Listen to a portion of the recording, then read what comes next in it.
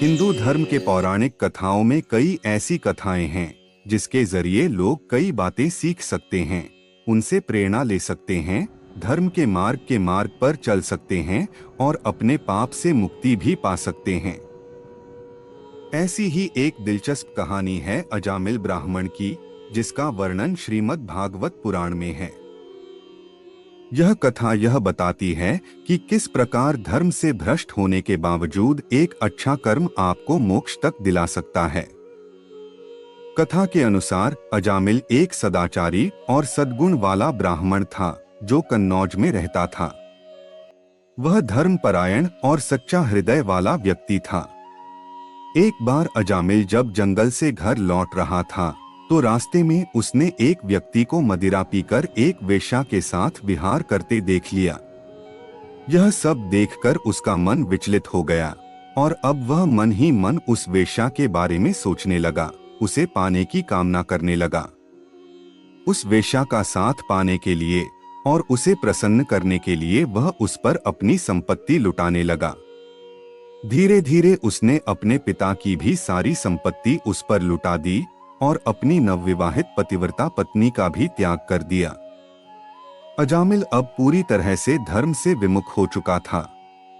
एक बार कुछ साधु उसके गांव में आए और उसके घर पर रात्रि में विश्राम करने की इच्छा जताई। अजामिल ने उनके सोने और खाने का प्रबंध कर दिया और उनका पूरा सेवा सत्कार किया। जब सुबह सभी संत तैयार होकर जाने लगे तो अजामिल ने उनसे क्षमा मांगते हुए कहा कि मैं कोई भगवान का भक्त नहीं हूँ, बल्कि मैं तो एक महापापी हूँ और मैं वेश्या के साथ रहता हूँ। मैं आपको कोई दक्षिणा भी नहीं दे सकता। सारे साधु अजामिल की सेवा भाव से प्रसन्न थे, इसलिए उन्होंने उससे कहा कि तुमने हमें आश्रय दिया और हमारा सेवा सत्कार किया, तो हमें दक्षिणा में अब कुछ नहीं चाहिए।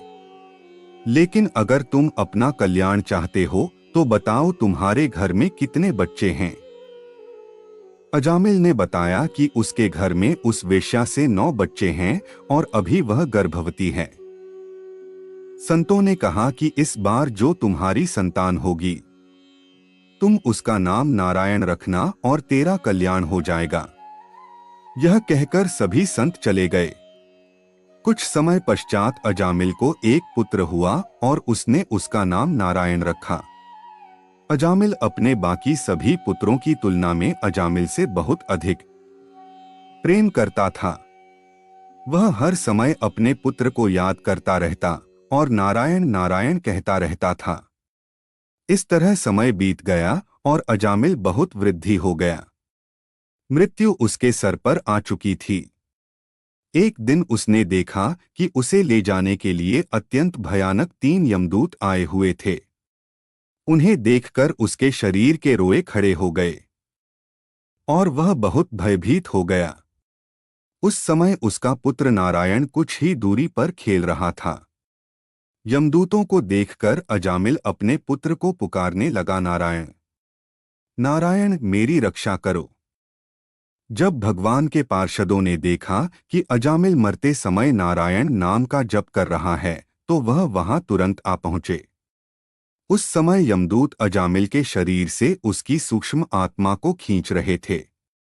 भगवान विष्णु के दूतों ने तुरंत यमदूतों को ऐसा करने से रोका। यमदूतों ने कहा कि इसने जीवन भर केवल पाप और अधर्म किया है, यह नरक भोगने के योग्य है। इस पर भगवान विष्णु के दूतों ने कहा कि जिस पल इसने नारायण का नाम लिया, इस 4 शब्द ने इसके सारे पाप धुल दिए।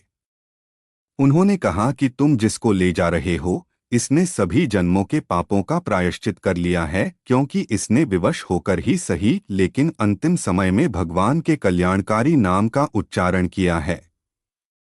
इस प्रकार नारायण नाम के इन 4 अक्षरों के उच्चारण से ही अजामिल के समस्त पापों का नाश हो गया और उसने अपने समस्त जीवन के पापों का प्रायश्चित कर लिया। अपने अंतिम समय में उसे नारायण का नाम लेने से मोक्ष की प्राप्ति हो गई।